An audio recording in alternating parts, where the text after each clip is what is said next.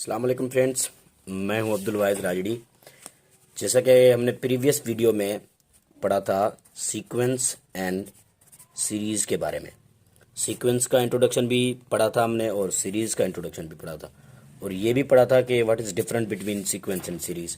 और ये भी मैंने बताया था आपको कि सीक्वेंस को प्रोग्रेशन भी कहा जाता है। ठीक है, तो उसमें एपी आ रही थी, अर्थमेटिक प्रोग्रेशन, जीपी आ रही थी एंड एचपी आ रही थी। These all we studied in previous lecture. Now इनसे रिलेटेड एक टॉपिक है मीन। मीन का मतलब है कि क्वेश्चन आता है कि find the mean between numbers, या find the mean of AP, या find the mean of GP, या find the mean of HP. तो ये हम उससे रिलेटेड ही टॉपिक है, ये कवर करेंगे। ठीक है दोस्तों, तो मीन का कंसेप्ट मैं आपको समझा देता हूँ कि मीन है क्या। मीन को हम एवरेज भी कह सकते हैं। अब एवरेज को कैसे समझेंगे हम? एवरेज का मतलब ये है कि 4-5 बंदे हैं जिनके पास अलग अलग चीज़ें हैं, तो उनका जो मालिक है, ओनर, वो चाहता है कि हर किसी के पास एक जितनी चीज़ें हों, तो उसको एवरेज करके निकाल के सबको दे देगा, तो हर इक्वली डिस्ट्रीब्यूट हो जाएंगी। एवरेज का मतलब ये होता है कि हम इक्वली डिस्ट्रीब्यूट कैसे करें, तो एवरेज निकाल के करेंगे, वो इक्वली डिस्ट्रीब्यूट हो जाएगी। लेट्स सपोज मैंने एक मिसाल लिया हुआ है, एग्जांपल लिया हुआ है कि 1 2 3 4 4 सुपरवाइजर हैं। ठीक है, ये एक सुपरवाइजर है, ये दूसरा है, ये तीसरा है, ये चौथा है। इसके पास 12 बंदे हैं, इसके पास 13 बंदे हैं, इसके पास 15 बंदे हैं, और इसके पास जो है ना 20 बंदे हैं। तो इसका इंचार्ज जब आया, उसने देखा कि यार ये 12 13 15 20 ऐसे अलग अलग बंदे क्यों हैं, तो ऐसा ना हो कि सबके पास एक जितने बंदे होने चाहिए। तो उसने क्या कहा कि मैं जो है ना सबको एक जितने बंदे दे देता हूँ। ठीक है, तो उसने क्या, एवरेज निकाल ली, इन सब की एवरेज निकाल ली, एवरेज निकाल के और उनको बंदे दे दिए। अब एवरेज निकालते हैं, क्या बनता है? एवरेज कैसे निकाल रहा है ये? एवरेज कर रहा है कि सबको सम कर रहा है, सम करके डिवाइड बाय जितने सुपरवाइजर हैं या जितनी उनकी क्वांटिटी है, टोटल क्वांटिटी जितनी है उनसे डिवाइड करेगा। ठीक है, यानी sum of all divide by quantity. अब क्वांटिटी कितनी है? 1 2 3 4 4, तो ये कितने बनते हैं? 12 और 13 25, 25 और 15 40, 40 और 20 60, 60 ये बन रहा है। डिवाइड बाय 4 करेंगे तो एक के पास 15 बंदे होने चाहिए। अब इंचार्ज ने एक सुपरवाइजर को 15 बंदे दे दिए, और सुपरवाइजर भी खुश और इंचार्ज का काम भी निकलेगा।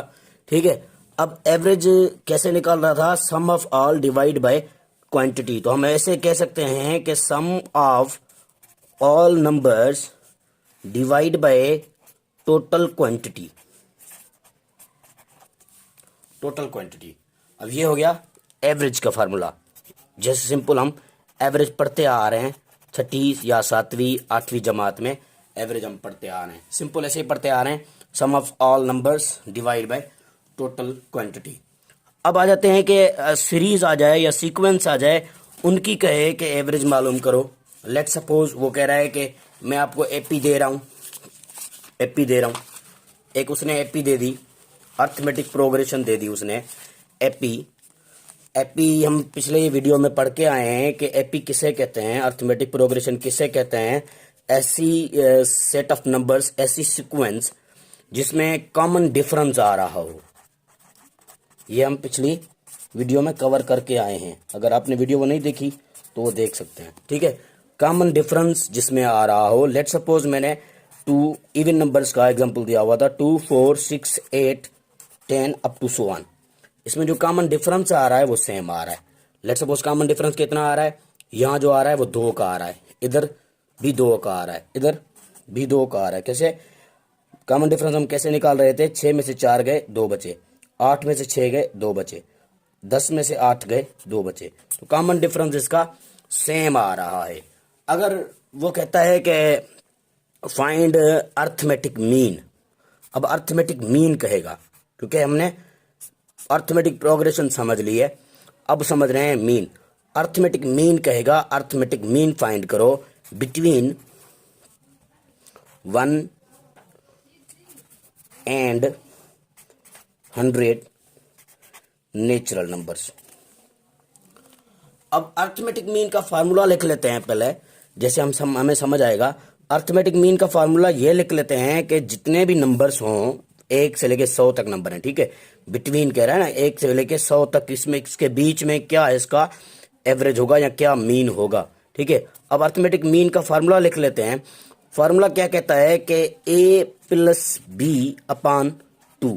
अब ये a क्या है और b क्या है? a है फर्स्ट नंबर, a क्या है फर्स्ट नंबर, b क्या है लास्ट नंबर। अब first number plus last number divide by 2 करेंगे तो am अर्थमेटिक मीन निकल जाएगा। लेट सपोज ये है फर्स्ट नंबर, ये है last number.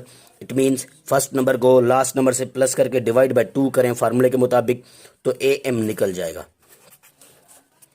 1 plus 100 divide by 2 means 101 divide by 2, इसका आना चाहिए 50.5 मीन। इट्स करेक्ट, ठीक है। अब ये अर्थमेटिक मीन का था। अगर वो दे दे के 2, 4, 6, 8, ये भी एक अर्थमेटिक मीन है, और कह रहा है कि 50 तक ये नंबर जा रहे हैं, इसका अर्थमेटिक मीन फाइंड करो, तो भी कैसे करेंगे हम? ये है फर्स्ट नंबर, ये है last number, first plus last करके डिवाइड बाय 2 करेंगे, मीन निकल जाएगा। अब मैं करता हूं 2 प्लस 50 डिवाइड बाय 2 करूंगा, ये हो गया 52 divide by 2 is equal to 26। तो ये था अर्थमेटिक मीन। अगर वो कहे कि जीपी ज्योमेट्रिक मीन फाइंड करके दो, जीपी कहे वो, तो जीपी भी हम फाइंड कर सकते हैं, क्योंकि जीपी हम पढ़ के आए हैं ज्योमेट्रिक प्रोग्रेशन, जिसमें कॉमन रेशो आ रहा था, कॉमन रेशो आ रहा था। मैंने एक नंबर भी लिखा था 2, 4, 8, 16 and up to so on, जितने भी नंबर हों वो ज्योमेट्रिक मीन में या ज्योमेट्रिक प्रोग्रेशन में कहलाएंगे, ठीक है। क्योंकि 4 को 2 से डिवाइड करेंगे 2 मिलेगा, 8 को 4 से डिवाइड करेंगे 2 मिलेगा, 16 को 8 से डिवाइड करेंगे 2 मिलेगा। ये कॉमन रेशो आ रहा है, क्योंकि कॉमन रेशो का मतलब है डिवाइड करना, हम पिछली वीडियो में पढ़ के आए हैं, ठीक है। तो अब इसका अगर कहे ज्योमेट्रिक मीन मालूम करके दो, तो हम फार्मूला लिख लेते हैं, वही अर्थमेटिक मीन की तरह फार्मूला लिखेंगे हम। अब फार्मूला इसका क्या कहता है कि under root A B. Under root A B का मतलब क्या होता है कि ये है ए फर्स्ट नंबर, ये है B last number. Let suppose वो कह रहा है कि 1 एंड 9 के बीच में बिटवीन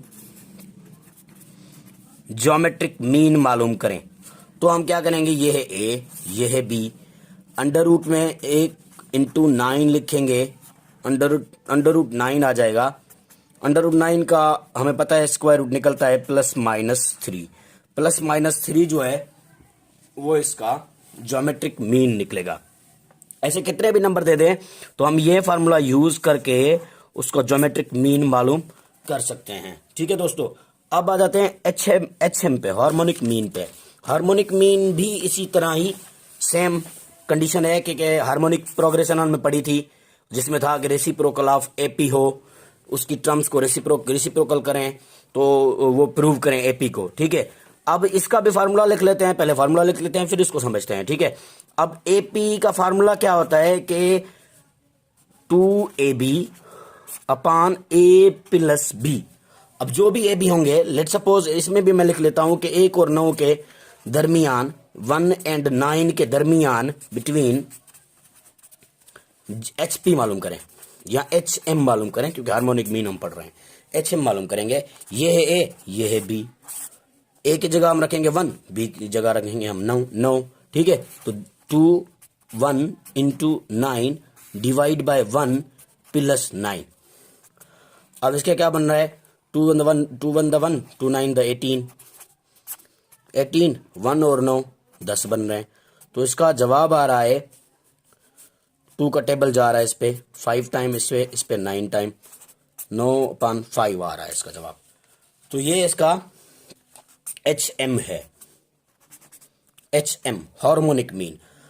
इसमें एक कंडीशन याद कर लें हार्मोनिक मीन में, हार्मोनिक मीन की एक कंडीशन आप बिल्कुल याद कर लें, एमसीक्यूज के हिसाब से भी आ जाती है, और कहीं अगर हो क्वेश्चन तो आप उसको थोड़ा जहन में रखें कि अगर डेटा जो है जीरो हो सारी, मतलब ऑल नंबर्स जीरो हों, ऑल नंबर्स अगर जीरो हों या ऑल सीक्वेंस के नंबर्स जीरो हों तो हार्मोनिक मीन जो है वो नॉट एग्जिस्ट करेगी या नॉट पॉसिबल होगी, क्योंकि यहाँ नीचे जीरो आ जाएगा।